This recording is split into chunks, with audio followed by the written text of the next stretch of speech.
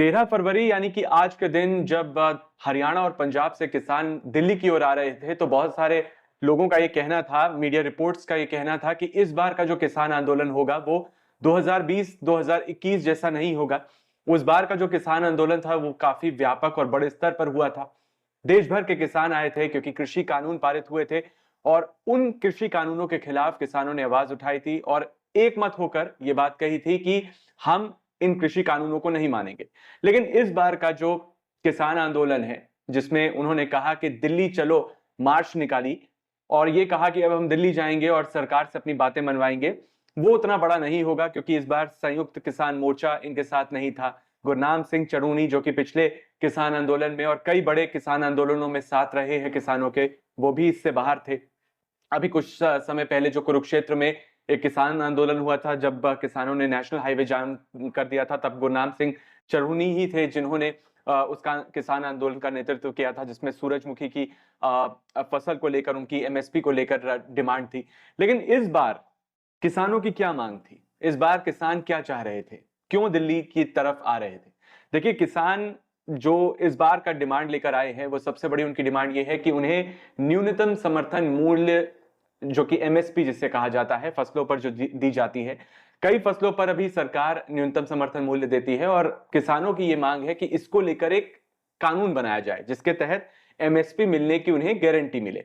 अभी सरकार ने यह वादा किया हुआ है कि एमएसपी दी जाएगी और बहुत सारी फसलें हैं जिस पर एमएसपी के जो प्राइसेस है वो रिवाइज होते रहते हैं और एमएसपी दी भी जाती है।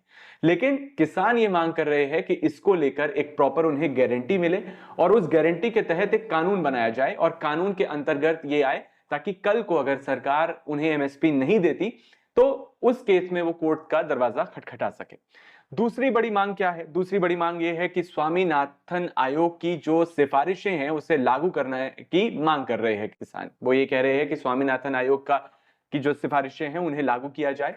साथ ही किसानों की यह भी मांग है कि जब कोई किसान 60 साल का हो जाता है तो उसे अपनी आजीविका बिताने के लिए कुछ पैसों की जरूरत होती है और जिसके लिए उसे पेंशन दी जाए। तो इस तरीके की तमाम मांग है, किसानों की मांगे हैं और इसको देखकर आज जो हुआ दिल्ली में, वो सब ने देखा। दिल्ली के बॉर्डर्स में हरियाणा, पंजाब और उत्तर प्रदेश से कई किसान एकजुट होकर दिल्ली के बॉर्डर पे पहुंचने की कोशिश कर रहे थे, लेकिन उन्हें रोका गया और उसके बाद जो भी उपद्रव हुआ, जो हिंसा हुई, वो सब ने देखा है।